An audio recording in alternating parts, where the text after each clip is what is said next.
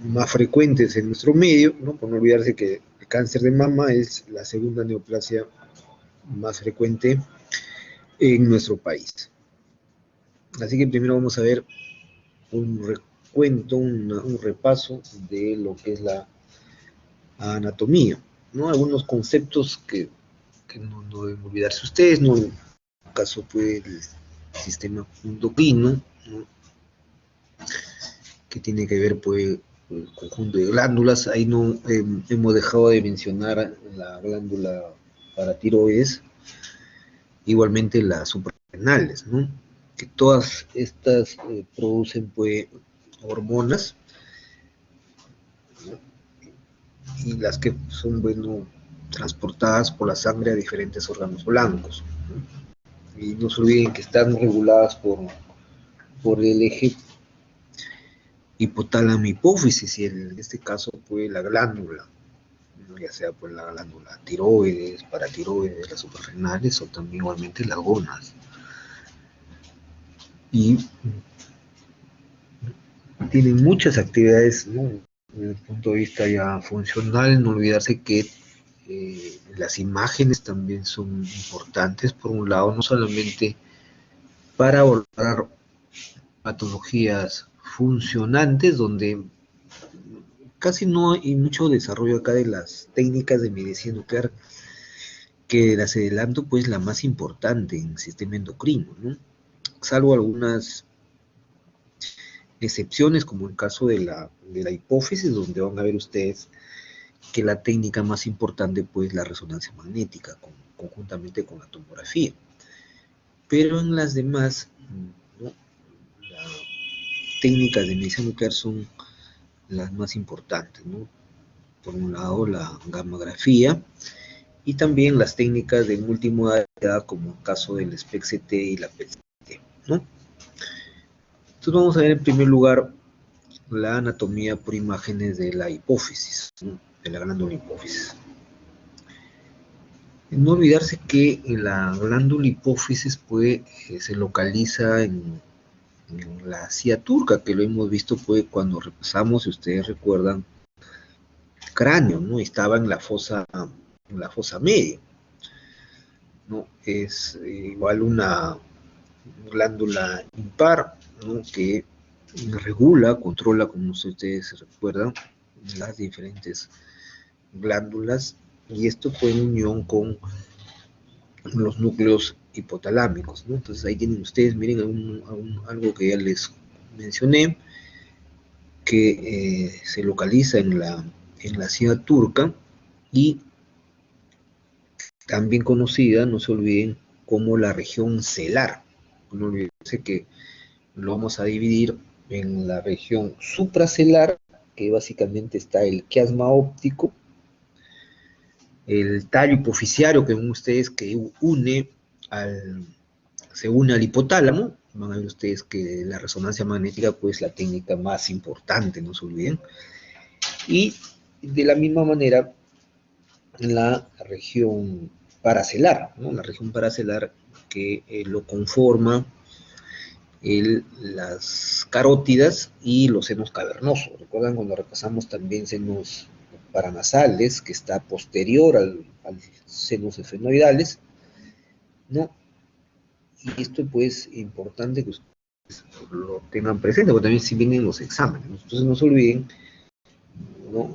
Es con los exámenes, sobre todo la resonancia magnética, es posible examinar las regiones celar, donde está la glándula hipófisis, la región supracelar, donde está el tallo hipofisiario, el quiasma óptico, disculpen, y la región hipotalámica, y la región paracelar, conformada por los senos cavernosos y la carótida.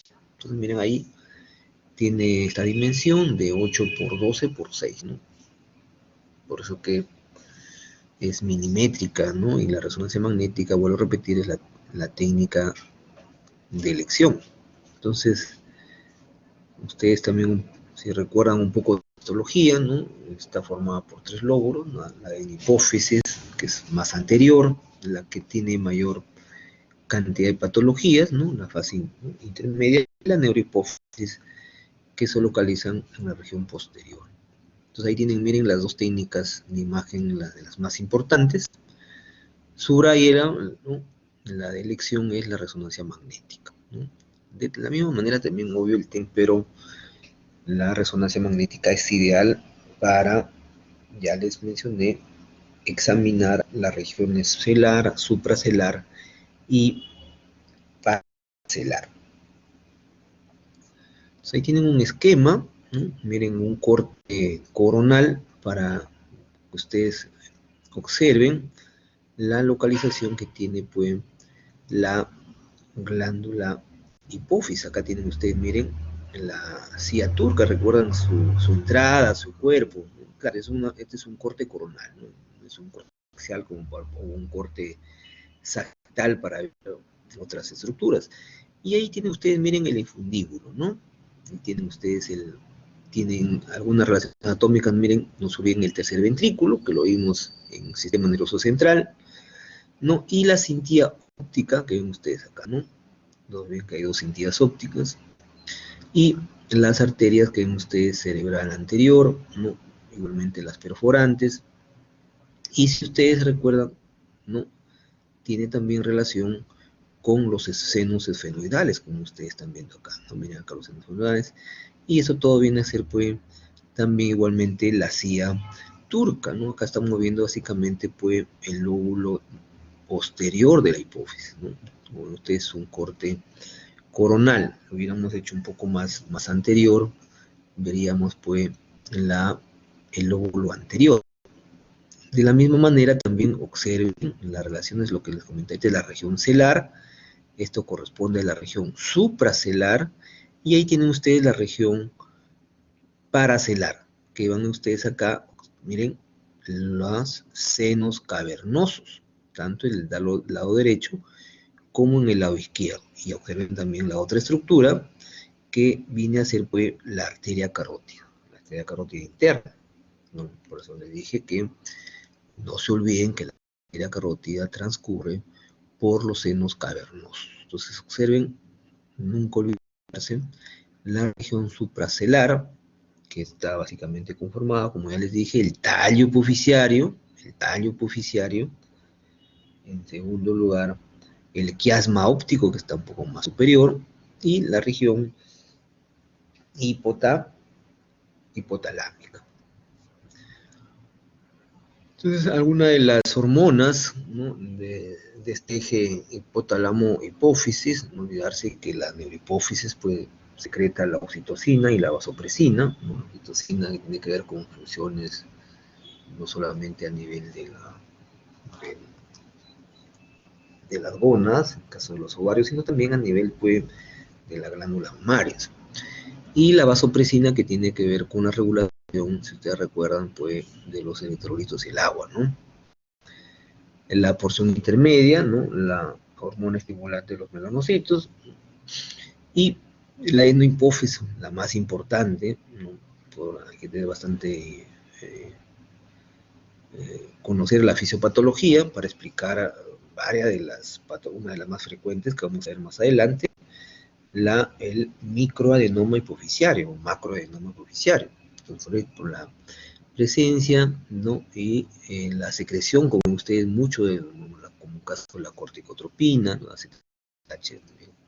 La regula a nivel de las glándulas suprarrenales, la tirotropina de la glándula tiroides, ¿no? La luteinizante del folículo estimulante igualmente el crecimiento a nivel, pues, de los ovarios, ¿no? Y también, pues, hormonas inhibidoras, no solamente estimuladoras, sino también hay hormonas inhibidoras como la somatostatina, la dopamina, que tienen que ver, pues, con ustedes, la inhibición de la liberación de la hormona de crecimiento y la prolactina.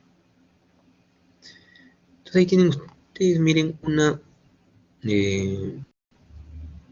imagen de una tomografía computada. Ya les dije que tenga ese nombre comercial. Ustedes tienen que hablar con propiedad. O sea, siempre vamos a una tomografía computada con sustancia de contraste, ¿no? Y observen, es tomografía, porque ustedes se dan cuenta, ahí tienen la silla turca, se ve, pues, completamente hiperdensa, ¿no? Miren la hiperdensa. Entonces, hipófisis con contraste. Idealmente tenemos que utilizar la sustancia de contraste. Observen, miren el tallo hipoficiario, lo que les mencionaba, que ya corresponde a la región supracelular. Acá tienen ustedes, miren la hipófisis, como tiene un realce al contraste, hay un realce al contraste, en este caso el contraste iodado, no se olviden. El seno esfenoidal, que se ve completamente hipodenso, todo esto que ven ustedes es la silla turca. Y los senos cavernosos, por ejemplo, ¿no? Este es el cuarto que vimos en el esquemita anterior, y esto que ven ustedes bien hiperdensa, que se define perfectamente, corresponde pues a la arteria carótida. Entonces miren las relaciones, ¿no? La región supracelular, que no es una técnica para poder ver, por ejemplo, el tallo hipoficiario, el quiasma óptico, el, que es ideal pues la resonancia magnética, pero por lo menos vemos algo del tallo hipoficiario. La región celar, donde se aloja pues la glándula hipófisis, y la región paracelar, donde encontramos pues al seno cavernoso y a la arteria, claro, hay dos senos cavernosos, no se olviden, y dos arterias carótidas, y la arteria carótida interna. Miren la exquisitez que tiene la resonancia magnética, que también ya lo vimos en el sistema nervioso central. En este corte coronal, en una secuencia T1, hipointenso, ¿no? ¿No? Los ventrículos laterales, tienen ustedes la cápsula interna, ¿no? E igualmente el núcleo caudado, acá tienen ustedes ya el hipotálamo, miren acá tienen ustedes el tercer ventrículo, ¿no? Y todo este es el hipotálamo, y el quiasma óptico, por eso que ya les dije que la resonancia magnética es la clínica, ya, por eso que esta región que ven ustedes es la región supracelular, incluido el hipotálamo. Y ahí tienen ustedes, miren, la hipófisis, ¿no? No hay necesidad no hemos utilizado sustancia de contraste, no se olviden que en T1 utilizamos sustancia de contraste, ¿no? En hipófisis, y ahí tienen ustedes los senos cavernosos. La región paracelular. Observen también esta resonancia magnética, aunque no es muy, ¿qué le digo?, reciente, es una resonancia muy antigua, pero para tener algunos reparos, miren, igualmente en un corte sagital, miren la cisterna prepontina, acá está la protuberancia, los pedúnculos, y igualmente miren algunas de las estructuras, por ejemplo, por acá atraviesa pues la arteria basilar, observen el clivus, todo esto que ven ustedes es el clivus, ¿no? Y acá tienen ustedes, miren, la silla turca, que no se define bien porque no se olviden que la resonancia magnética adolece para valorar el hueso, ¿no? Y la glándula hipófisis, ¿no? La adenohipófisis anterior y la neurohipófisis posterior. Pues ahí tienen ustedes alguna, miren el asterisquito, ¿no? Neurohipófisis, ¿no?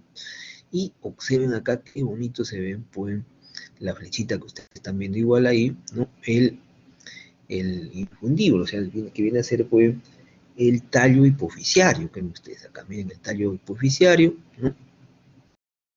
Los cuerpos mamilares, miren la M, ¿no? Acá tienen ustedes los cuerpos mamilares, y todo lo que ven ustedes, pues, que corresponde acá al hipotálamo, ¿no? Al hipotálamo. También acá el seno esfenoidal, ven ustedes. Entonces, la resonancia magnética, definitivamente, pues, la técnica ideal para valorar la glándula hipófisis, ¿no? Todo lo que ustedes están viendo ahí corresponde a la glándula hipófisis, algunas estructuras también. Luego pasamos a la anatomía de la glándula tiroides para mencionarles que la técnica ideal para ver la glándula hipófisis al tiroides desde el punto de vista funcional es la gamografía de tiroides, no se olviden.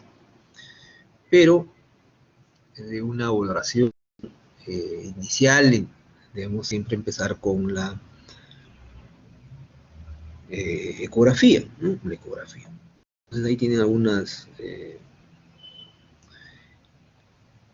información respecto a la glándula tiroides, ¿no?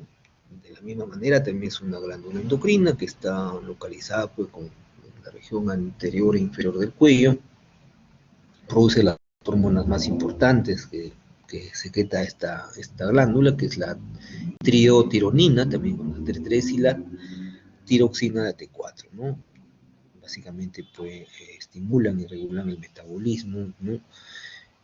Tanto para el crecimiento y la síntesis, no solamente de proteínas, sino también de carbohidratos. Entonces, como ya les mencioné, ahí agreguen a esta diapositiva, ¿no? Aparte de la ecografía, la resonancia magnética realmente no tiene utilidad, ¿no? Lo que sí es la ecografía, después las técnicas de medicina nuclear, en este caso la gamografía. La tomografía tiene algunas indicaciones muy puntuales. Entonces van a ver ustedes, ¿no? Información en relación a la utilidad que tiene la ecografía, ¿no? Entonces miren acá la tráquea, ¿no? La tráquea, que es un tubo, por eso que ustedes se dan cuenta que se ve anecogénica, y toda esta estructura que ven ustedes también como una C invertida corresponde a la glándula tiroides. O sea, voy a delimitarlo el lóbulo derecho, igualmente el lóbulo izquierdo, que está unido por el istmo. Acá está, miren, ¿no? El istmo, que es un poco más delgado, ¿no? Inclusive miren acá el cartílago tiroideo, que también se ve, pues, hiperecogénico, ¿no? Entonces ahí tienen ustedes, ¿no? La forma que tiene, sus bordes son completamente irregulares, si ustedes se dan cuenta, ¿no? Miren, y su ecogenicidad también, como ustedes, es completamente homogénea, ¿no? Igualmente miren sus dimensiones, 25 por 12 por 18 milímetros. También no se olviden que la ecografía es una técnica que uno puede hacer mediciones. Y el istmo que ven ustedes acá, ¿no? Medial, tiene la forma convexa, y su espesor es de 4 a 5 milímetros, ¿no? Máximo 5 milímetros. Entonces, igual, miren esta imagen mucho más reciente en escala, no se olviden que es una ecografía bidimensional en escala de grises, ¿no? Se ve perfectamente, miren acá, el istmo central, como les dije, tiene una posición convexa, y los lóbulos, ¿no? Tanto en el lado derecho como en el lado izquierdo. Acá tienen ustedes, miren la tráquea, ¿no? Los músculos, ustedes se acuerdan, el esternotiroideo, por el esternotiroideo que ven ustedes acá, el 2 que corresponde al músculo esternoioideo, ¿no? Para el ioides, no olviden que también se tiene relación con el ioides. Luego tienen ustedes el músculo esternocleidomastoideo, me sirve a mí también como reparo, ¿no? ¿Se acuerdan cuando hicimos ecografía de tejidos blandos? La forma que tiene los tejidos, en este caso blandos, en el caso del músculo. Y ya les dije, por ejemplo, el 4 que es el homoioideo. Y las estructuras que ustedes están viendo completamente anecogénicas, el 6 pues la arteria carótida, y la 7 pues la vena yugular interna, como ustedes, y el 8 el músculo largo del cuello. Entonces la ecografía también me permite, pues, valorar cómo ven ustedes estructuras, ¿no? De la glándula tiroides. Entonces, cuando yo hago una evaluación tomográfica, ecográfica, disculpen, de la glándula tiroides, ¿no? Tengo que valorar, pues, su morfología, o sea, su forma, su volumen, ¿no? El parénquima, ver que sea, pues, completamente homogéneo. Si utilizo el decodoppler, también tengo que ver, pues, la vascularización. Y esta modalidad de la elastografía, se acuerdan que hicimos en tejidos blandos, ¿no? La elastografía, para ver si es que a la compresión va a deformar, pues, ¿no? En este caso la glándula. Se moviliza también con la devolución, por eso que nosotros al momento que hacemos el procedimiento tenemos que hacer al paciente que haga declute para ver, sobre todo en las neoplasias, ¿no? de la glándula tiroides, ¿no? Hace de que al momento que uno le indica al paciente que deglute, no, muchas veces no se moviliza, y eso son signos indirectos, pues, de malignidad.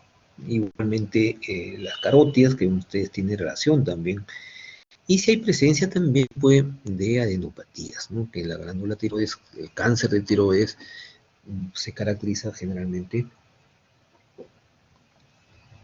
por metastizar a las ganglios, en este caso nosotros lo llamamos los famosos niveles, ¿no?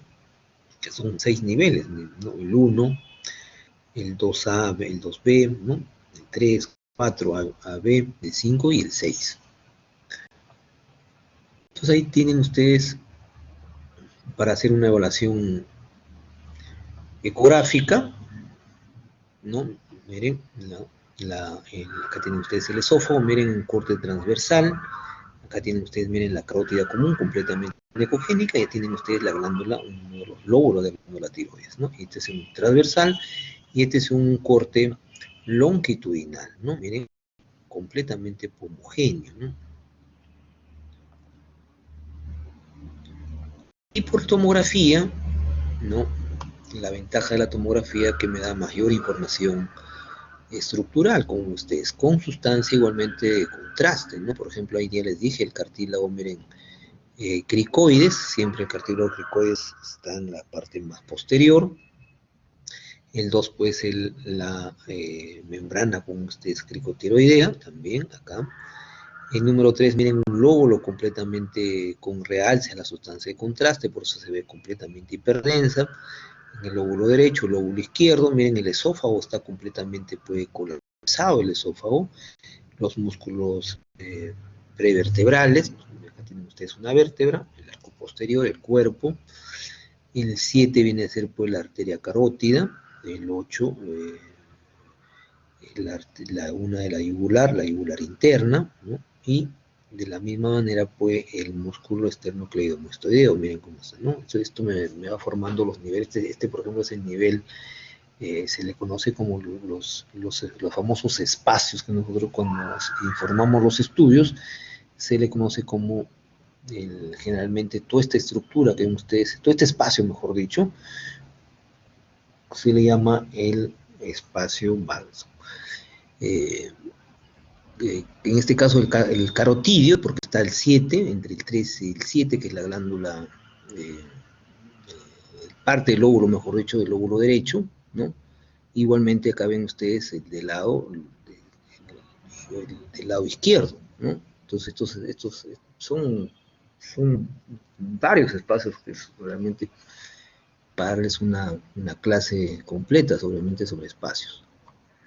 Luego vamos a ver la anatomía de los ovarios y un poco acá conocer perfectamente la fisiopatología, ¿no? Y el volumen en este caso, el ovario va a depender del momento del ciclo, ¿no? El ciclo menstrual.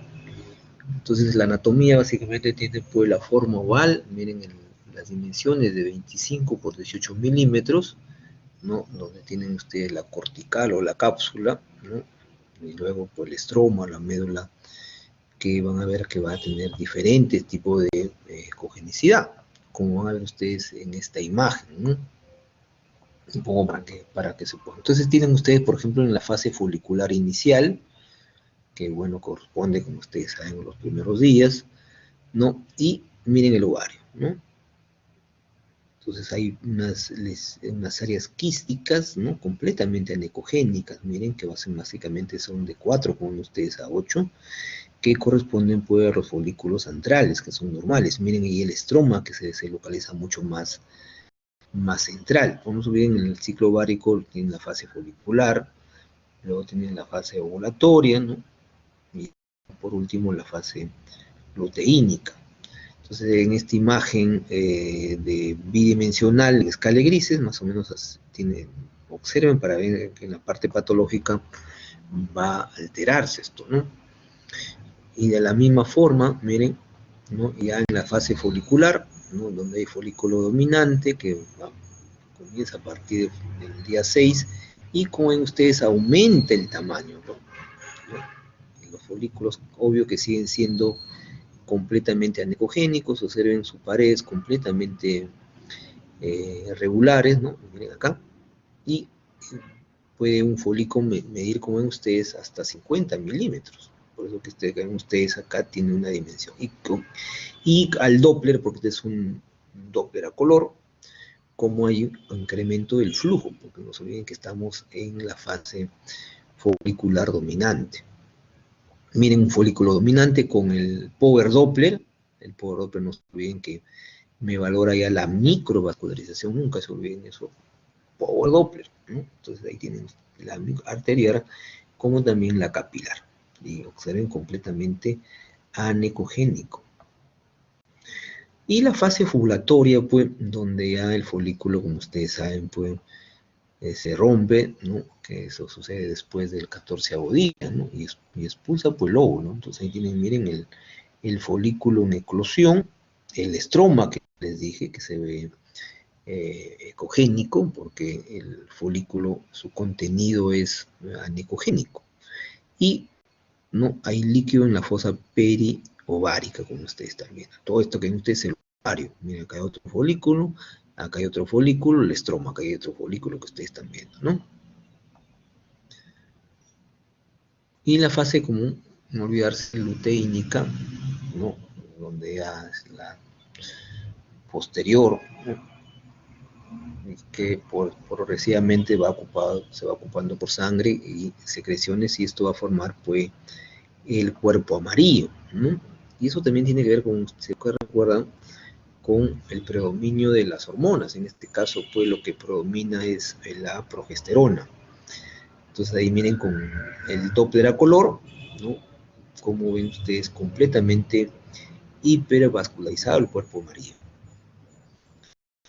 Y parte también del estroma, y observen, se, se visualiza, ¿no? Escaso, pues, de líquido, como al contrario en las primeras fases visualizábamos mayor cantidad de líquido. Si no produce la concepción, como ven ustedes, se involuciona a partir del 23º día. Y por último, ¿no? La anatomía de la mama. Entonces, la anatomía de la mama, acá sí voy a hacer hincapié de otra técnica que no lo habíamos visto durante todo, pero miren que hemos visto todas las técnicas, que viene a ser la mamografía, no se olviden, la mamografía, que también utiliza rayos X, ¿no? La mamografía utiliza rayos X, por eso que se recomienda generalmente esta técnica a mujeres mayores, pues, de 40 años, ¿no? Salvo que tengan alto riesgo, pacientes que hayan tenido, pues, antecedentes de familiares con cáncer de mama o de cáncer de ovario, ¿no? Ya sí podríamos indicar la mamografía, ¿no? Porque si hay la posibilidad de hacerlo en mujeres, sobre todo menores de 30 años, se prefiere, pues, la resonancia magnética, ¿no? Sobre todo ahora con los genes del BRCA1, BRCA2, ¿no? Si es que se hace decisión genética, ¿no? Se sugiere que no se les haga a los pacientes mamografía, ¿no? De preferencia la resonancia magnética. Entonces, la mamografía, no se olviden que es una técnica de screening hoy por hoy, ¿no? Para hacer descarte de cáncer de mama. Se recomienda, pues, como bueno, repetir, salvo sobre todo el caso de la edad, aunque cada vez vemos más pacientes con cáncer de mama menores de 30 años, ¿no? Por eso que es importante también el autoexamen en el caso de las mujeres para prevenir estadios tempranos. Yo que veo también cáncer de mama todos los días, se pueda manejar, se pueda tratar y curar, ¿no? Sobre todo cuando están en estadios. Por eso ustedes se dan cuenta, las otras técnicas es la ecografía, que es muy complementaria a la mamografía, no olviden que la mamografía utiliza rayos X, no olvidarse, es una técnica de screening, o sea, más o menos hasta el 85% tiene sensibilidad para la detección de cáncer de mama. Y la otra técnica, pues, la resonancia magnética, que por obesidad en mujeres, pues, menores de 30 años, ¿no?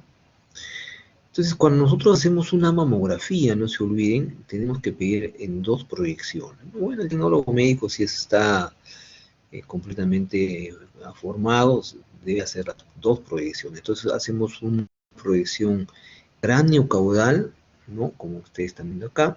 También una auricular medio lateral, ¿no? Pues ahí tienen cráneo medio lateral. Entonces, vemos las diferentes densidades, ¿no? Todo lo que ustedes están viendo, el tejido fibroglandular, donde ustedes, como ven como estos retículos hiper o radiopacos, ¿no? Miren, radiopacos viene a ser el tejido fibroglandular. Y la grasa, como hemos visto, pues la densidad grasa que se ve entre gris, ¿no? Completamente gris, ¿no? Por eso ahí ¿no? Grasa, ¿no? Acá también miren el tejido fibroglandular, el parénquima, y acá ustedes se dan cuenta, este es el músculo pectoral, ¿no? Ahí está el espacio retromamario. Entonces, no olvidarse que el tejido fibroglandular que se ve radiopaco y la grasa que hemos visto, pues un gris oscuro, nunca se olvide, ¿no? Ya hemos visto las 5 densidades básicas. Y las incidencias que hacemos nosotros son las craniocaudales y la oblicuo-medio lateral, ¿no? Acá igual de la misma manera, ¿no? Miren el tejido fibroglandular, radiopaco y el tejido graso, que se ve pues, gris. Entonces, de la misma manera también hacemos el estudio sistemático con la mamografía. Tenemos que evaluar pues, las radiografías con ustedes idealmente, pues, para poder valorar las microcalcificaciones, que es el signo más importante para el diagnóstico de cáncer de mama, las microcalcificaciones, por eso que hay que utilizar una lupita. Y también pues las zonas predilectas, como ustedes, del cáncer, hay que analizarlo, como el cono superior, el tejido graso retromamario y las regiones con ustedes subareolares y los cuadrantes internos sobre todo, ¿no? Y la otra técnica para evaluar idealmente la mama es la ecografía, ¿no? La ecografía mamaria. Entonces, igualmente lo utilizamos para la detección primaria de cáncer, así como la mamografía, ¿no? Se complementan ambamente, sobre todo en mujeres que tienen mamas densas, o sea, densas significa que hay mucho tejido fibroglandular, se ven completamente densas, o sea, se ven blancas, como puede decir, ¿no? Radiopacas. Ya la ecografía hemos visto que también es operador dependiente, ¿no? El equipo también ecográfico es clave, que otros transductores de alta frecuencia, ¿no? Y bueno, esto es un poco más técnico, ¿no? Que el monitor puede ser en dos para ver el tejido glandular asimétrico y también las imágenes especulando derecha e izquierda, ¿no? Esto es también muy relativo, ¿no? Entonces la imagen ecográfica también igual hay que hacerlo en los diferentes cortes, tanto laterales como y axiales, que tengan un buen contraste. La ventaja también de la ecografía, no se olviden que me ve lesiones milimétricas, pequeñitas, ¿no? Y adolece, como vuelvo a repetir, pues, por lo que es operador dependiente, ¿no? Podemos ver los conductos galactóforos, también no se olviden, ¿no? Evaluar su lumen y las paredes, ¿no? Si utilizamos el Doppler, también podemos ver la microvascularización y el flujo. Entonces, ahí tienen una anatomía, la ecoanatomía, se gustan de la glándula, en este caso de la mama, ¿no? Tenemos una zona premamaria que corresponde pues, a la piel, como hemos visto, ¿no? La piel pues se ve ligeramente hiperecogénica, eso ya lo hemos repasado en el tejido blando, si ustedes se dan cuenta. Miren, ahí viene después el tejido subcutáneo, donde tienen ustedes pues básicamente la grasa, ¿no? ¿Se acuerdan? La dermis, ¿no se acuerdan? Y también los ligamentos de Cooper, ¿se acuerdan los ligamentos de Cooper, no? Que sostienen, pues, en este caso, la mama. Luego viene ya la zona mamaria, ¿no? Como ustedes, tiene su aponeurosis, ¿no? Tanto anterior como posterior, ¿no? Y acá están, pues, los conductos, ¿no? No sé, por ajustes en algunos de los conductos, ¿no? No es una imagen, pues, ideal para ver, ¿no? Ustedes se dan cuenta, hay una atrofia, ¿no? Los ligamentos de Cooper, ¿no? Y también puede todo lo que ven ustedes el estroma, todo el estroma mamario, ¿no? Tienen, donde dije, la aponeurosis anterior, que hemos dicho que se ve más ecogénica, y también la aponeurosis posterior, como ustedes están viendo acá, miren, ¿no? Y ahí viene la zona retromamaria, que ven ustedes acá, hipocogénica, ¿no? Entonces, un corte longitudinal de una mama. Entonces, igualmente, miren la piel, muy finita, ecogénica, tejido graso, como ustedes ahí tienen la aponeurosis superficial, y todo el parénquima de la mama, ¿no? Miren, completamente, pues. Entonces, los conductos que se ven por acá, y la aponeurosis posterior. Entonces uno también puede utilizar pues maniobras para evaluar sobre todo los conductos, ¿no? Puede hacer compresión periférica, el pezón enrollado, también se hace compresión a dos manos, y con eso podemos dar conductos, ¿no? Por ejemplo, ahí tienen ustedes, miren los conductitos, acá se ve bien bonito, ¿eh? Completamente anecogénico, ¿no? Ahí tienen los conductos por acá también. Entonces acá los conductos, miren son los asteriscos, miren. Todos ustedes que ven ustedes la aponeurosis posterior y acá tienen el músculo pectoral. ¿Se acuerdan que el músculo tiene las miofibrillas? ¿Se acuerdan, no? El perimicio.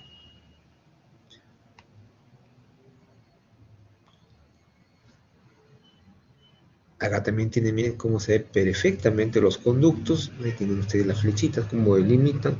No, no está. Y el estroma periductal, ¿no? Los ductos y el estroma. Los ductos acá y el estroma. Miren acá los ductos, ¿no? Ahí tienen ustedes, ¿no? Radial y antiradial. Hecho por un ecógrafo de marca General Electric. Muy bien. Pregunta, chicos. ¿Alguna pregunta que tengan ustedes? Entonces hemos hecho un repaso, miren, de la anatomía. Hemos empezado primero de la glándula hipófisis. No olvidarse que la técnica ideal es la resonancia magnética. Después tenemos la tomografía. Y luego las técnicas de la medicina nuclear, sobre todo para patologías que son funcionantes, donde tiene mejor utilidad. Luego hemos visto la glándula tiroides, que de las técnicas las más importantes, no se olviden, es la gamografía. Lamentablemente no tenemos ninguna imagen. Y luego la ecografía. La tomo también es muy puntual para ciertas patologías. Luego hemos visto el ovario, hay ovario, por ser muy radiosensible, se prefiere, no se olviden, la ecografía, chicos, ¿ah? La ecografía, ya casos sean muy pacientes que ameritan, se puede utilizar la tomo. Y por último hemos visto la mamas, donde hay la técnica vuelta que es importante, sobre todo para screening de cáncer de mama, la mamografía. Y luego la ecografía. Acá la tomo no, la tomo básicamente es para hacer estallaje, no para hacer diagnóstico de cáncer de mama, ¿no? Muy bien, entonces si no tienen preguntas, vamos a la siguiente pues, clase. No vamos un ratito que mientras se va colgando la clase.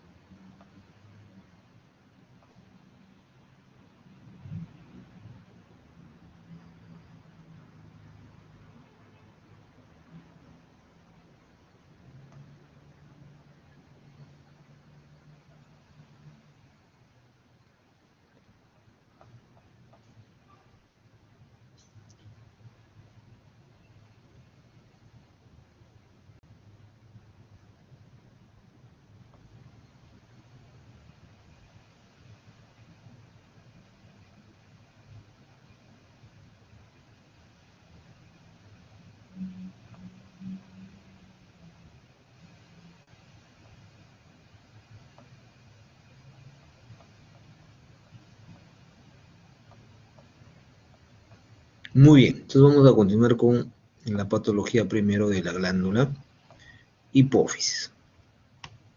Entonces, una de las indicaciones más importantes, no se olviden, para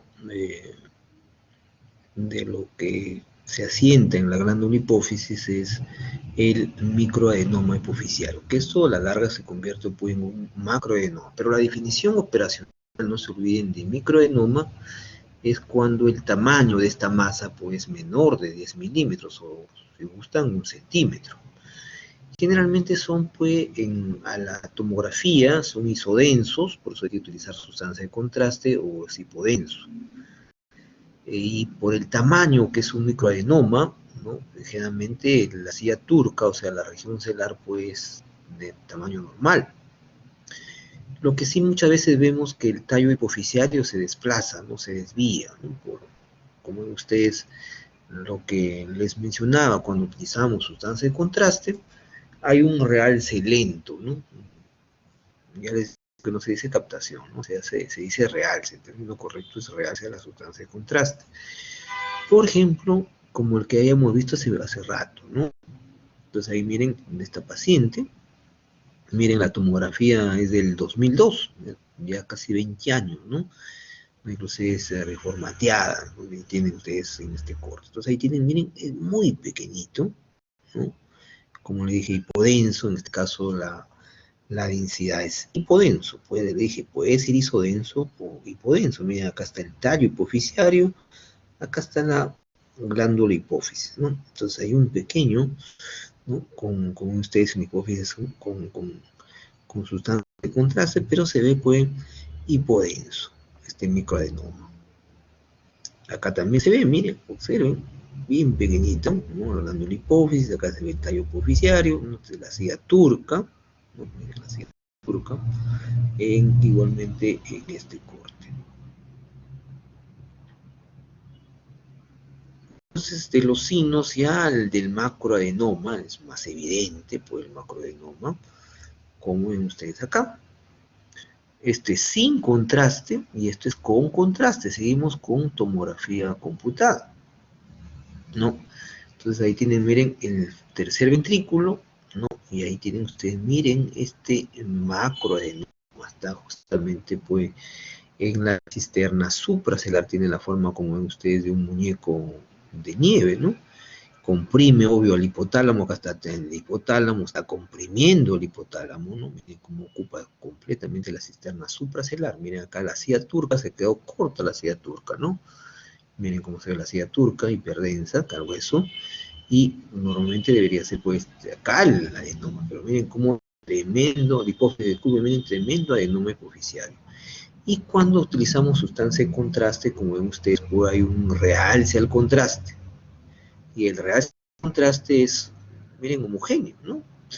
Y también por su contigüidad, por lo que está contigua al seno cavernoso, invade el seno cavernoso. Entonces, miren cómo tiene el realce el contraste sin contraste, y este es con contraste, en un macroadenoma epificial. Entonces, la literatura puede considerar no olvidarse los signos, así como vimos los tumores del sistema nervioso central, los signos principales, ¿no? La masa compleja, igual, en la historia, lo repasan porque esto también viene en el examen macroadenoma, y también el realce a la sustancia del contraste, que generalmente puede ser heterogénea, como vieron, no es homogénea. Y hay varios signos, pues, secundarios, ¿no? La forma que tiene de un muñeco de nieve, ¿no? Hay muchas veces calcificaciones también, eh, sale o se expande, pues, de la silla turca también, ¿no? Igual invade, como ven ustedes, el seno esfenoidal y el seno cavernoso, ¿no? Igualmente el quiasma óptico también, por las relaciones anatómicas que acabamos de ver. Y ahí tienen ustedes otro macroadenoma, también en una tomografía computada, ¿no? Miren cómo invade el seno, ¿no? El seno esfenoidal, ¿no? Y también tiene calcificaciones, como ven ustedes, miren, ¿no? Invade también el seno cavernoso, ¿no? Un macroadenoma, pues, en este corte coronal. Otra de las patologías, sobre todo en pacientes pediátricos, es el craniofaringioma, ¿no? Miren acá la silla turca, y tremendo craniofaringioma, tiene, pues, igualmente una masa compleja, como ustedes, esta es una secuencia que uno siempre mirando líquido cefalorraquídeo, ¿no? Este es el ventrículo lateral, hipointenso acá, pero miren acá, cómo es con sustancia de contraste, cómo el realce del contraste, pues, de manera heterogénea, pero sin embargo tiene la forma o idea, como ustedes, de bordes regulares, lo que lo hace más probable de etiología pues benigna. Este es un corte sagital y observen en un corte coronal. Caramba, ¿qué pasó? Miren, el corte coronal igual en una resonancia magnética, en una secuencia T1 con sustancia de contraste y en corte coronal. Miren este cráneo foriforme, ¿no? Luego tenemos patología de la glándula tiroides, ¿no? Entonces, en patología de la glándula tiroides, las más frecuentes, nunca se olviden, es la hiperplasia difusa, también conocida como el bocio multinodular, las tiroiditis en general, no tanto la aguda, realmente donde es más útiles en la tiroiditis subaguda y en la crónica. Los tumores benignos, los adenomas y los tumores malignos, que es lo más terrible, que son los carcinomas. De los tumores malignos lo dividimos, pues, sobre todo en patología tiroides, ¿no? En los carcinomas bien diferenciados, ¿no?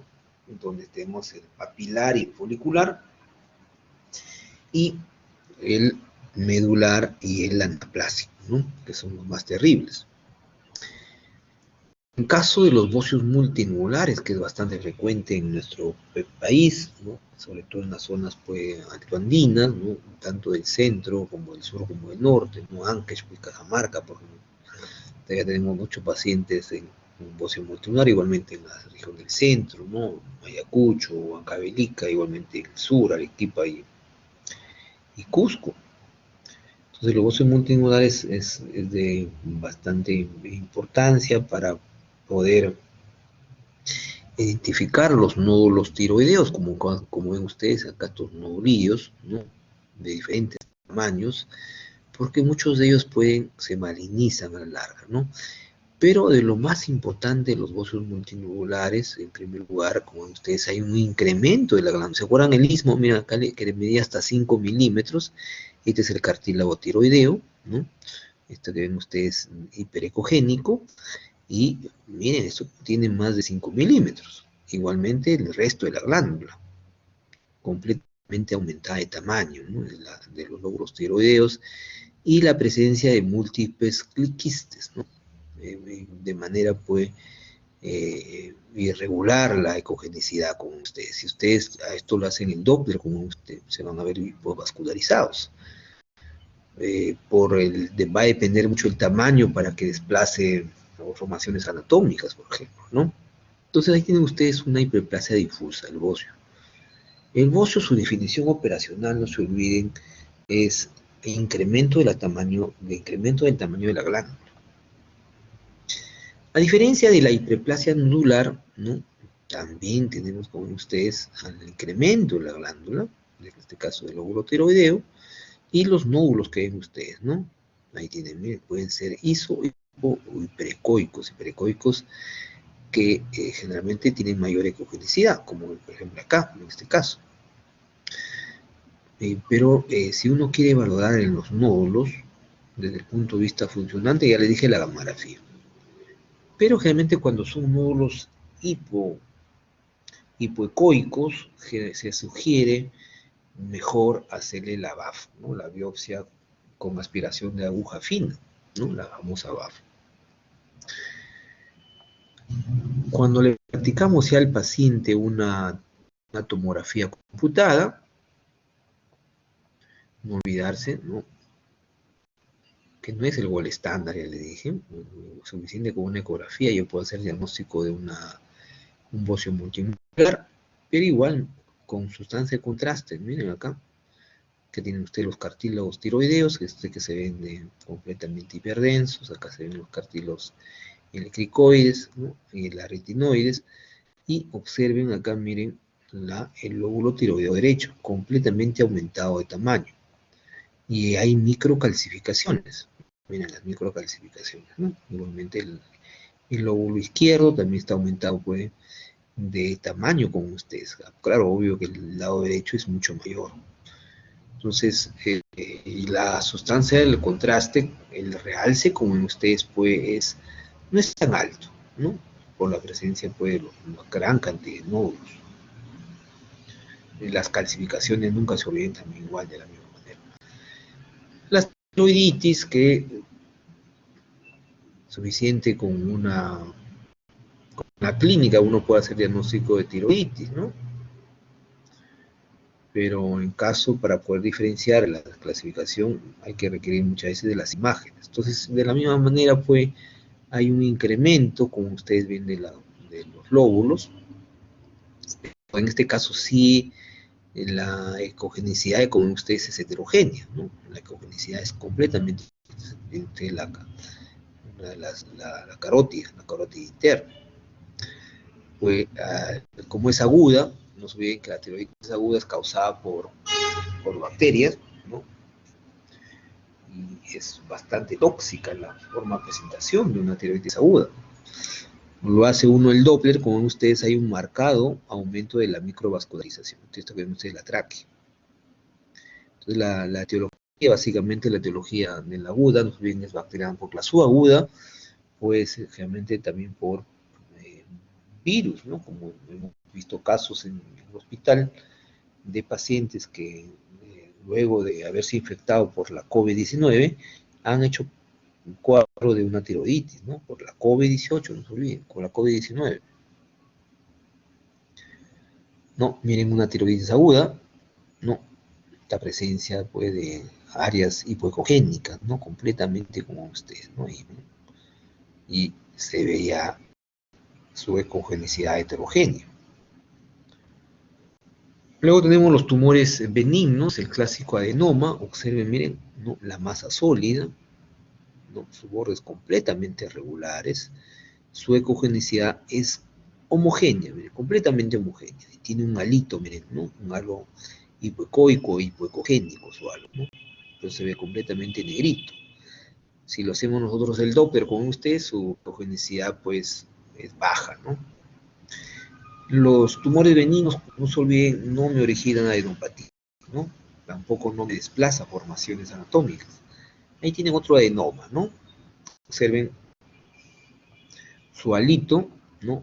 Ahí tienen, miren, es una masa, un nódulo completamente oval, circular, sus bordes completamente definidos, el halo que les digo, ¿no?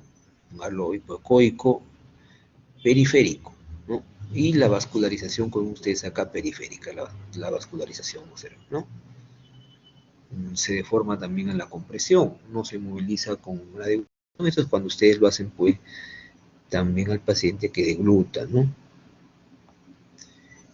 Cuando nosotros lo hacemos ya la tomografía computada, observen acá, en el lóbulo izquierdo, tiene ustedes la carótida, la vena yugular, los esternocleidomastoideos y la tráquea. Miren, la tráquea debería estar acá central. Este es un cuerpo vertebral, este es el arco posterior, este es el agujero raquídeo, ¿no? Pero miren la tráquea cómo está desplazada hacia el lado contrario, porque si ustedes se dan cuenta, el nódulo está acá, el adenoma está acá, miren su halo periférico, ¿no? Ahí tienen ustedes un adenoma tiroideo. Pero cuando nosotros sí hacemos una ecografía a un carcinoma, si ustedes se dan cuenta, el nódulo con ustedes es completamente pues, complejo, de bordes, miren, irregulares, tiene diferente tipo de ecos, tiene microcalcio, esas lesiones que ustedes están viendo, unos puntitos completamente hiperecogénicos, corresponde a calcificaciones.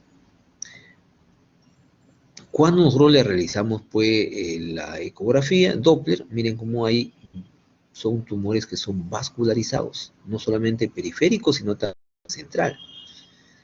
Si ustedes lo palpan en la clínica, van a ver que es de consistencia dura.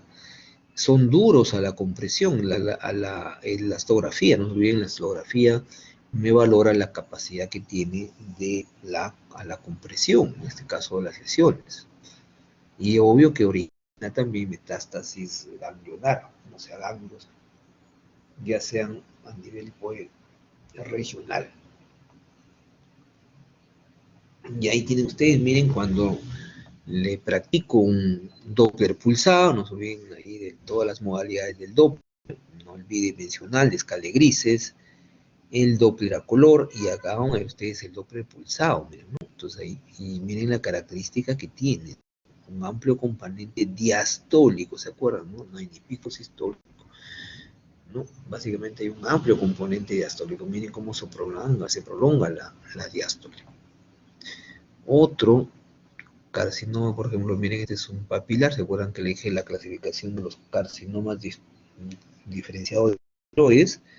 Lo dividimos en papilar y folicular. Y en este caso, pues un papilar, como invade, ¿no?, la parte de los músculos, ¿no? Una tremenda lesión completamente compleja, tiene áreas inclusive anecogénicas, pero lo más importante acá, como invaden el tejido muscular. ¿No? Observen este ganglio metastásico, acá tienen ustedes la carótida, este es la yugular, y el ganglio. Esto está, ¿se acuerdan que le dije? Está de los espacios, ¿no? En el caso, este es el famoso espacio carotidio, está exactamente en el espacio carotidio, ¿no? Tiene un ganglio ahí, ¿no? Otro ganglio, ¿no? Ya no hay hilo, ¿se acuerdan los ganglios? Tenía la forma fusiforme o reniforme, ¿se acuerdan? Como un riñoncito, tenía su cortical, tenía su hilio, no hay hilio acá por ningún lado, ¿no? Sus bordes un poco están muy bien irregulares, ¿no? Miren cómo tiene su refuerzo acústico. Si nosotros le hacemos esto por el Doppler, van a ver ustedes que es muy vascularizado, muy vascularizado.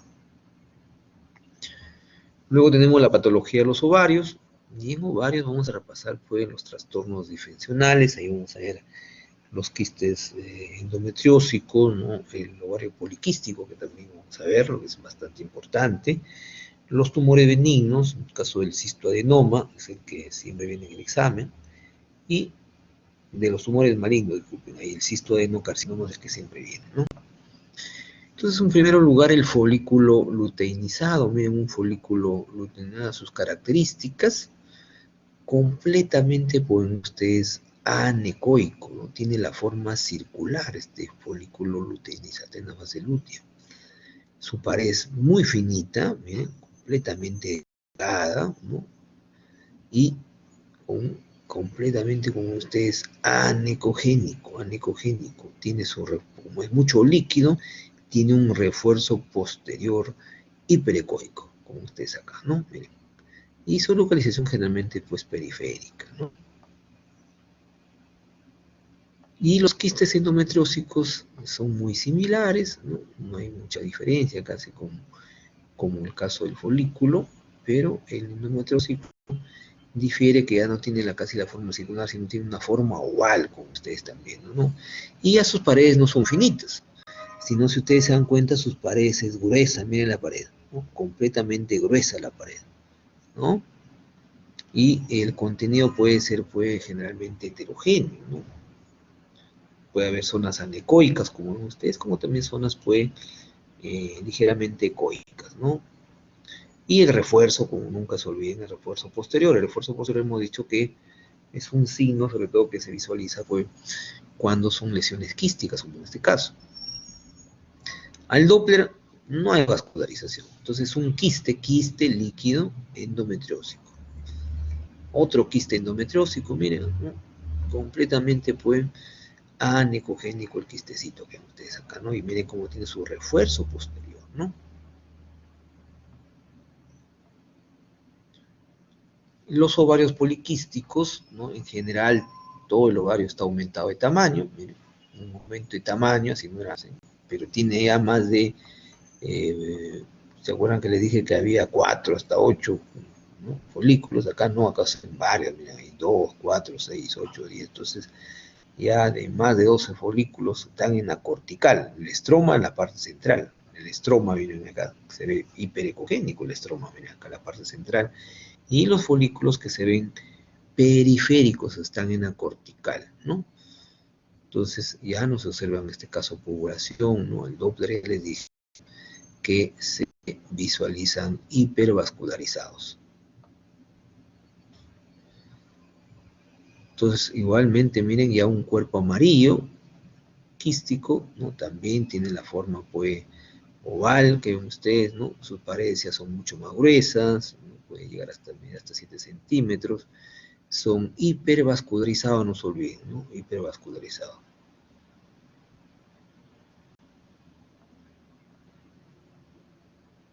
Ahí tienen también otro, miren, otro cuerpo amarillo quístico y, ¿no? Incremento del flujo vascular al Doppler, miren acá, ¿no? Y de los tumores ováricos benignos, uno de los más frecuentes, pues el cistoadenoma. Tiene ahí, vamos a ver el cistoadenoma, ¿no? Cistoadenoma, o sea, que tiene en su composición doble tipo, tejido. Es una, o sea, al final, es una masa compleja, ¿no? Entonces tiene múltiples quistes pequeños, paredes definidas, gran volumen, sus bordes son bien definidos y tienen los famosos tabiques, ¿no? Son tabicados, finos, pueden ser regulares, ¿no? No, igual en estos cistoadenomas pues no hay adenopatías. Hemos visto que las adenopatías generalmente están en los tumores malignos, va a depender obvio del estadiaje. Al Doppler son hipovascularizados, ¿no? Con amplio componente también, o bajo, mejor dicho, componente diastólico. Acá tienen otro cistoadenoma, ¿eh?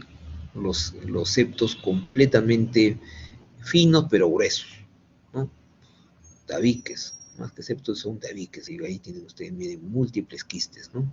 Y son periféricos, ¿no? Como ven ustedes, completamente periféricos, son de gran volumen también. Entonces es un cistoadenoma. Luego tenemos el fibroma ovárico, ¿no? Ya el fibroma ovárico ya es una masa, ¿no? Ya no combina como el cistoadenoma, ¿no?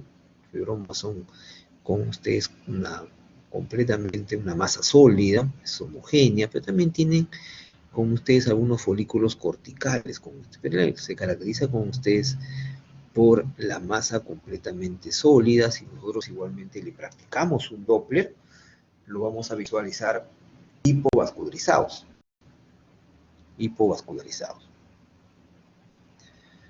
Y los teratomas, ¿no? Los teratomas pues son también una combinación, ¿no? Masa y quiste, ¿no? Como ustedes tienen pues, lípido hidrídico, como ustedes hídrico, ¿no? Por eso se ve completamente anemogénico. Entonces las capas, los teratomas, pues, va a depender, muchas veces podemos ver tejido graso, diente, hueso, ¿no? Es muy, en este caso no vemos lo que el predominio con ustedes el nivel, el lípido hídrico, pero no se ve completamente anecogénico, ¿no? Es hipogénico. Los teratomas, ¿no? Acá tienen, miren, otro teratoma, el tejido graso, la grasa, pues según ustedes, ahí tienen ustedes con sombra acústica, y tienen, más que sombra, ahí tienen ustedes, ¿no? Ahí miren, toda esta sombrita que ven ustedes ahí. Y acá tienen el útero. A diferencia, ¿no? Si nosotros queremos practicar a los ovarios también una tomografía, ¿no? Va a depender, realmente hay mujeres que sobre los 45 años, ¿no? Es algo que el paciente también requiera. O sea, la resonancia magnética no hay ningún problema, ¿no? En caso de los teratomas, ¿no? Uno puede diferenciar mejor la grasa, ¿no? Las calcificaciones, los tejidos blandos, ¿no? Y en la resonancia magnética, en la secuencia T1, no me da focos de bajo, medio, la señal. Y en T2 lo vamos a ver hiperintensa o isointensa, ¿no? En caso de los teratomas. Los tumores ováricos malignos, el más importante, pues el cistoadenocarcinoma, igualmente el carcinoma. Entonces, los cistoadenocarcinomas pues son masas complejas, ¿no? Esto ya lo hemos visto en todo lo que son neoplasias, lo vamos a ver siempre, masas complejas, ¿no? Son multiloculares, ¿no? Como ustedes ven los tabiques, no como en la conar, es un tejido bastante sólido, irregular, ¿no? Los tabiques gruesos se ven irregulares, son quísticas, ¿no? Por eso es cistoadenocarcinoma, ¿no? Sus bordes son completamente irregulares, ¿no? Pueden dar también, ya hemos visto, adenopatías, ¿no? Hay abundante líquido, como ustedes miren, y también puede, por Malignidad invaden tejidos cercanos también. Acá tienen otro cistoadenoma, ¿no? Miren los tabiques completamente gruesos, hay zonas quísticas, ¿no? Bien gruesos los tejidos, abundante tejido heterogéneo, ¿no? Miren, sus bordes completamente irregulares. Le hacemos el Doppler, ¿no? ¿No? Bien hipervascularizados, ¿no? Como ustedes, completamente hipervascularizados, ¿no? Zonas quísticas, como ustedes, ¿no? Cuando le practicamos el Doppler, esto también lo estudian, siempre vienen los exámenes, el examen, miren, cuando hacemos el Doppler pulsado, hacemos el análisis espectral, tiene un índice de resistencia bajo, bajito, y miren el amplio componente diastólico, ¿no? Miren, ¿no? La espiga acá, sístole, y amplio componente diastólico, debe ser un poco más, pero ahí amplio, porque debe ser más caído acá la campana, ¿no? Entonces, sin embargo, es más, por eso que es un amplio componente diastólico. Y por último vamos a ver la patología de la mama, ¿no? Tanto la mamografía, la ecografía, vamos a ver la resonancia magnética, ¿no? Si habrá imágenes ahí de tomografía por emisión de positrones. Entonces, en las imágenes en patología mamaria, no olvidarse, pues ya les mencioné que la mamografía se complementa mucho con la ecografía, tiene una sensibilidad que les dije, si se le practica de manera complementaria, porque la mamografía llega hasta 85%, si es que no son mamas densas, nunca se olviden. Si son mamas densas, la sensibilidad es menor, pero complementando ambas técnicas, tanto la mamografía como la ecografía, su sensibilidad llega hasta el 99%.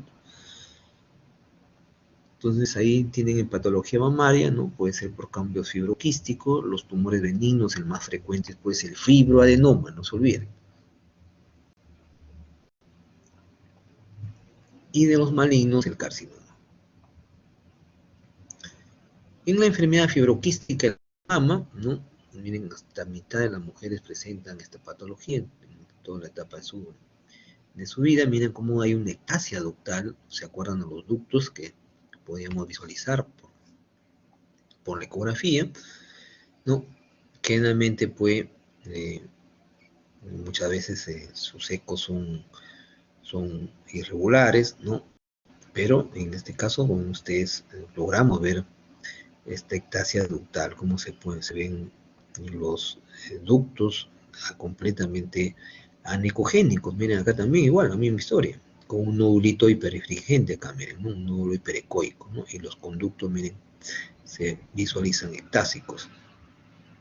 Entonces ahí tienen una enfermedad también fibroquística, miren el quiste, completamente anecogénico, de bordes irregulares. Si seguimos la ecoanatomía desde la piel, miren la piel, el tejido graso, ¿no?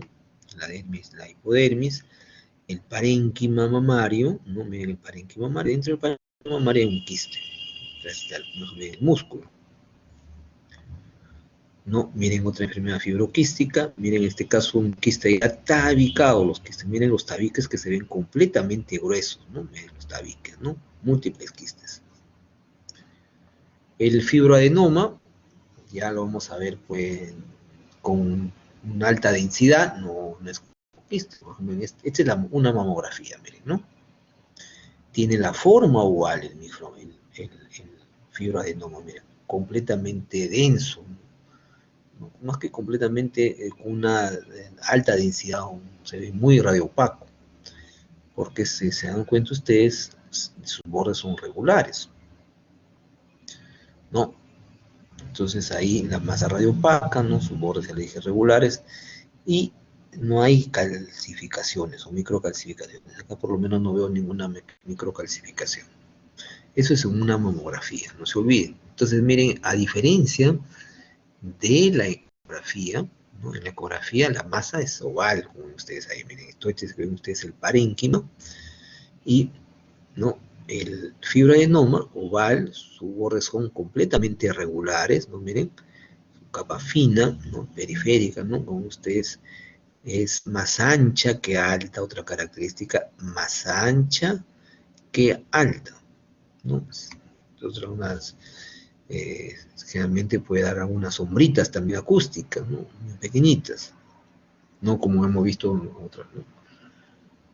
Otro, en este caso tiene varias lobulaciones, mira cómo tiene un lóbulo, otros lóbulos, pero miren sus paredes muy finitas, ¿no? O regulares también. Y el carcinoma mamario, porque es importante ese carcinoma, ¿no? Como ustedes, en el mundo es la neoplasia más frecuente. En el Perú se localiza en el segundo lugar, no se olviden que el más frecuente es el cuello uterino. Miren, 700.000 nuevos casos en todo el mundo, la trascendencia de conocer las técnicas que con ustedes para poder hacer un diagnóstico precoz. Porque acá lo interesante es hacer un diagnóstico precoz. Entonces, una de cada 8 mujeres padecen cáncer de mama, ¿no? Entonces, ahí la mamografía, conjuntamente nunca se olviden con la mamo, te dan una sensibilidad, miren, hasta el 99%. Pues ahí tienen las preguntas de examen cáncer de mama toda la vida bien, así que lo repaso, ¿no? Ahí ven la mamografía, los signos, la masa que se ve completamente hiperdensa, sus bordes espiculados, miren las espículas, ¿no? Y también me dan microcalcificaciones, que acá no, que es un signo clave, que por acá dice, pero no veo muy bien, realmente son microcalcificaciones pequeñitas, por eso hay que utilizar la lupa, ¿no? Pero lo van ustedes, lo más importante es la masa radiopaca, ¿no? Bien radiopaca alta, de alta densidad, es irregular, los bordes especulados, las tres signos tienen que saber, nunca se olviden, ¿no? La radiopacidad, los bordes que son microlobulados, especulados, y las microcalcificaciones.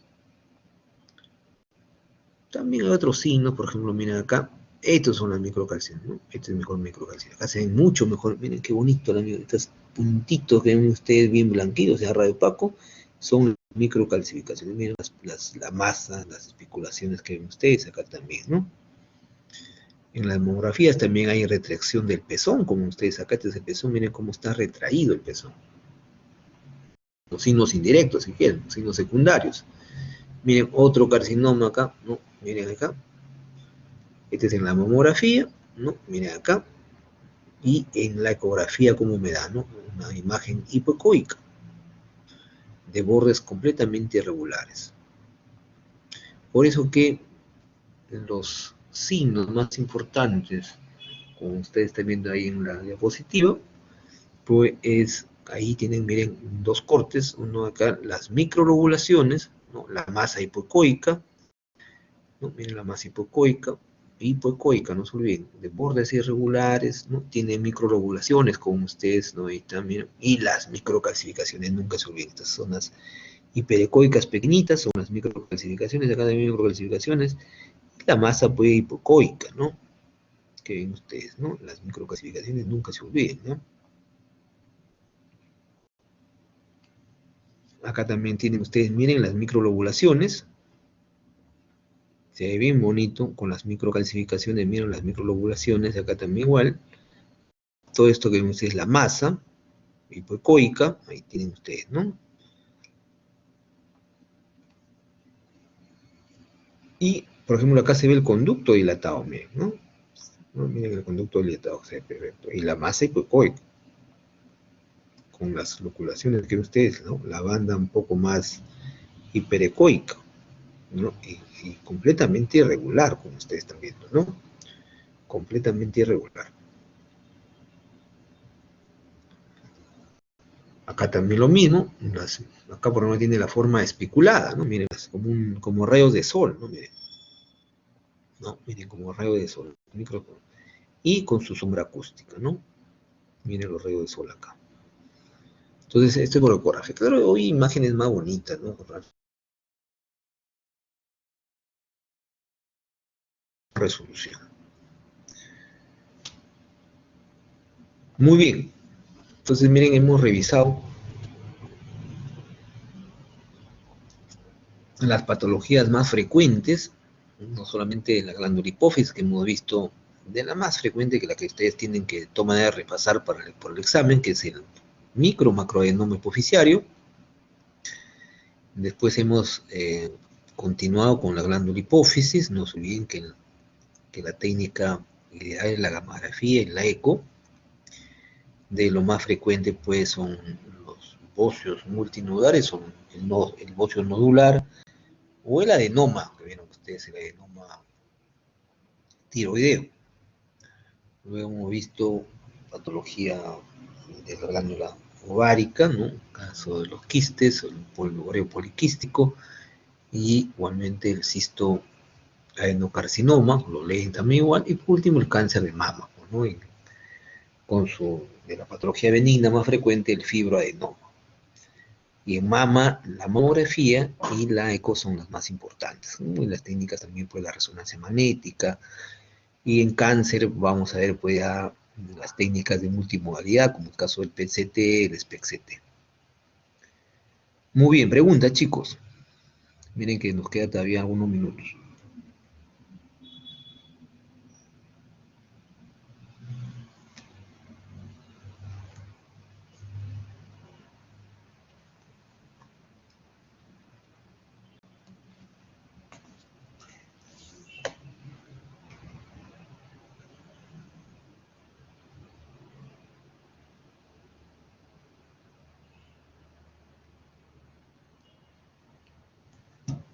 No hay pregunta, chicos. Tiene que preguntar, pues. ¿Alguna duda? Pregunta. Está fácil, entendible. Miren que ahora ya es la última clase. Andrea siempre dice que está todo claro. ¿Seguro que Andrea?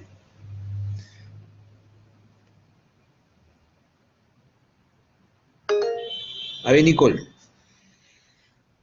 Doctor, una consulta. En cuanto a la mamografía, eh, ¿se debe de tomar a las mujeres a partir, me parece, de los 40 años o 45? En caso de 40 que años. alguien tuviera 40 años, en caso de que tuvieran antecedentes de cáncer de mama directo, ¿es Ahí alguna sí, recomendación que se pueda dar antes? obvio que sí, o sea, mujeres que ya tienen antecedentes, por ejemplo, si se le hace la secuenciación genómica de los pacientes, familias, y se identifica perfectamente los genes del BRCA1, BRCA2, definitivamente, más que hacerles una mamografía, es hacer una resonancia magnética, ¿no? Si nosotros en Enoplástica, por ejemplo, directamente le hacemos bueno, como ya las guías indican, ¿no? Hacerles una resonancia magnética. Si no se pudiese hacer la resonancia magnética, ya se ve el riesgo-beneficio, ¿no? Y obvio que sí está indicada la mamografía, ya complementada también con la ecografía. Siempre va de la mano, como ustedes vieron, ambas técnicas, la sensibilidad pues llega hasta el 99%, ¿no? Claro, a la larga hay que hacerle de todas maneras la biopsia, ¿no? Claro, es bien difícil uno que tiene tantos años de viendo imágenes, el ojo falle, ¿no? El gran problema de la mamografía, no se olvide, son en las mamas densas, esas mamas que son, voy a regresarles para que no se olviden. Por ejemplo, mama densa significa que, acá por ejemplo, ¿no? Se ve toda la mama como con esta densidad, o sea, toda la mama. Por la mama acá le voy a delimitar, ¿no? Este tejido fibroglandular, la grasa, pero todo lo ven en la mama radiopaca, ¿no? Así como acá, ¿no? Entonces, esta lesión que ustedes están viendo, que tiene características de malignidad, que tiene una radiopacidad de bordes espiculados, se ve todo blanco, blanco, blanco. Entonces, no lo podemos nosotros evaluar las lesiones. Y ahí sí está recomendado, pues, practicarle una ecografía, o para la rata tenemos que hacer una resonancia magnética, ¿no? Bueno, ustedes que tienen suerte, en mi grupo le voy a pasar en las clases una resonancia magnética, pues, de mama, por ejemplo, para que vean, pues, que rápidamente uno hace el diagnóstico también con resonancia, que tampoco no es difícil, ¿no? ¿Otra pregunta?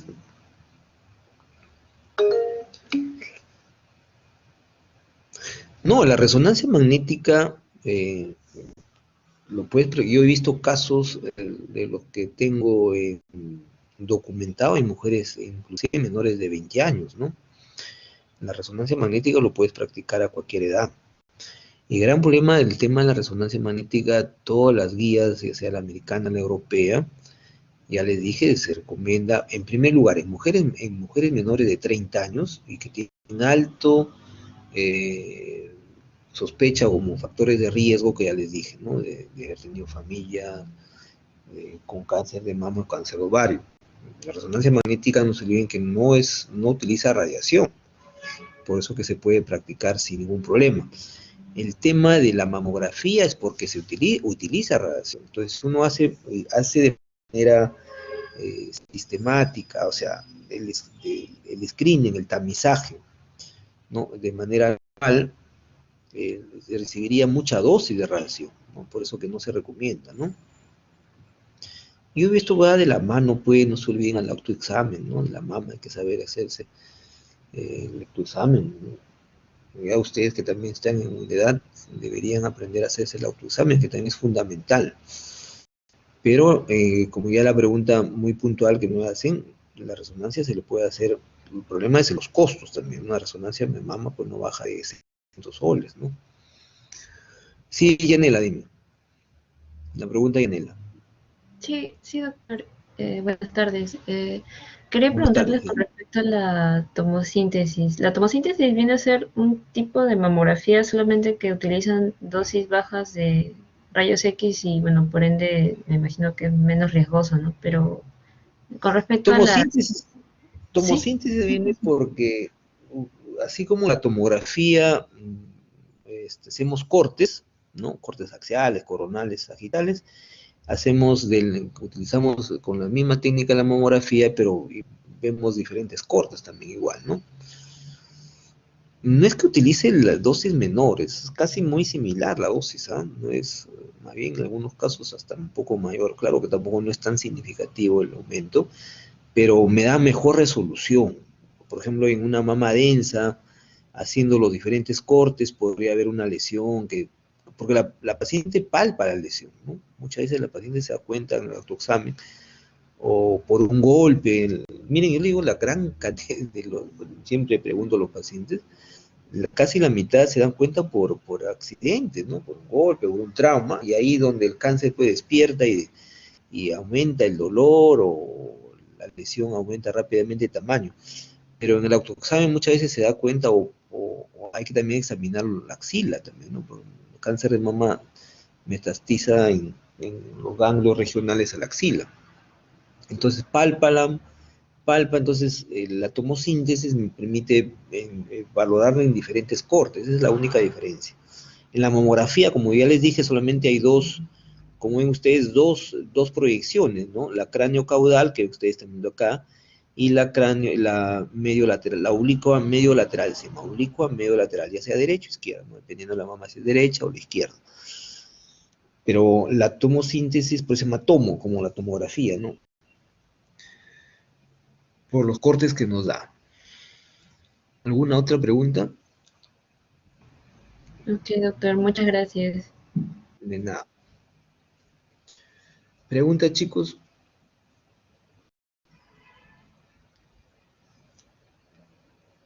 Muy bien, pues si no tiene preguntas, y van a ser las 5. Ha sido un gusto de tener compartido con ustedes pues, a lo largo de estas 16 semanas, sobre todo todavía con los que no comparto los grupos de prácticas, así que espero que hayan por lo menos aprendido algo de diagnóstico por imágenes que ven ustedes, pues es bien bonito, los que nos llega a gustar, espero que algunos de ustedes en un futuro después compartan pues la satisfacción de también la utilidad que tiene el diagnóstico por imágenes pues, en la medicina. Así que nos vemos de repente para otra oportunidad. He tenido alumnos que ya después han sido mis residentes también, ¿no? De residentes de radiología, ¿no? Algunos van a neoplásicas, otros también postulan a San Marcos, porque también soy profesor, pues, también presidente del comité de residentado en San Marcos. Así que siempre les recomiendo, pues, que siempre lean y si les gustan las imágenes, que no es una especialidad que tiene mucho futuro, con las innovaciones que siempre hacen, que siempre tienen las imágenes. Muy bien, chicos, entonces nos vemos hasta otra oportunidad. Mayo, muchas gracias por haber estado las 16 semanas que he compartido con ustedes.